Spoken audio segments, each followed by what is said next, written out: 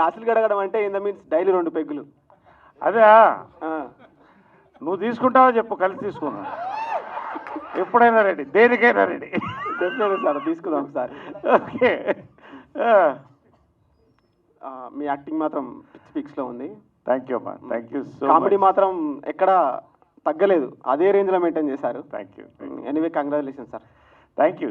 అంటే ఈ సినిమాలో బ్యూటీ ఏంటంటే థ్రిల్లరు, చిన్న suspense, at the same time comedy is a deadly cocktail. చెప్పినట్టు రెడ్ బుల్, వోడ్కా, వైట్ రమ్ము మిక్స్ చేస్తే ఎలా ఉంటాయో అట్లా వచ్చింది.